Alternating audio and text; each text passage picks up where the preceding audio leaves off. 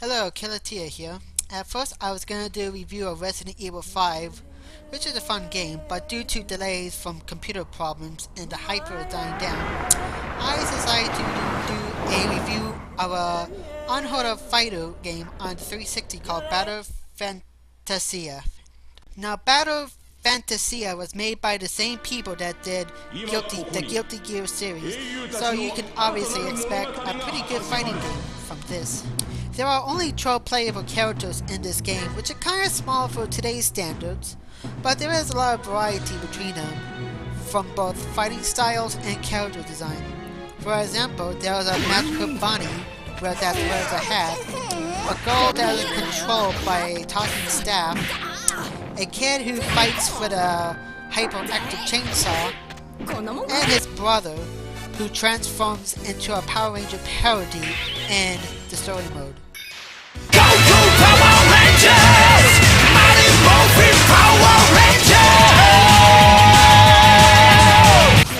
As far as graphics are concerned, they don't take as much advantage of the 360 hardware as some of the other fighters do, but they do give off a nice RPG/anime-ish appearance to it. It's a nice change of pace.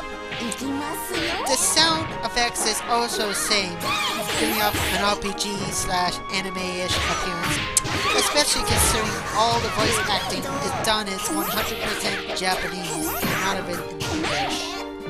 And how about the gameplay? Well, it plays like a 2.5D fighter, but it also acts like an RPG in some respects. For example, the game tells you how much hit points you and your opponent has, something that most fighters don't do. Also, it tells you how much damage you give or taking after each hit. And the controls are very responsive in this game, which is very important for any fighting game. One more thing I want to talk about before I go to the bad aspects of Battle Fantasia is heat up. And basically what that is that once you activate it, your character's attack power will increase for a short period. Now all the characters in the game has it, but there are a few that go beyond the power. For example, with Marco, you get to summon your pet, a fire-breathing dragon. Now, as much as I do like Battle Fantasia, there is some bad things I do have to talk about. For example, I have some gripes with some of the character balances in the game, like Don Valve, who has a ridiculous amount of hit points and can do massive damage to your character. It's nothing game-breaking, but it is pretty annoying. My second gripe with this game is the story mode. Now, don't get me wrong here. There's nothing wrong with a fighting game having a decent storyline, but it really works against Battle Fantasia's advantage.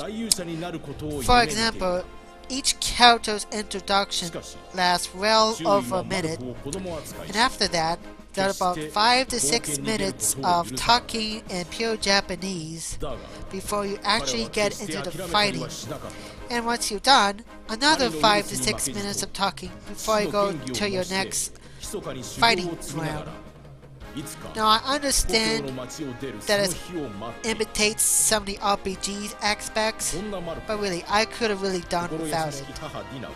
And of course, since Battle Fantasia was a hard-to-find fighting game, I was not able to play against anybody online, which made me a sad panda.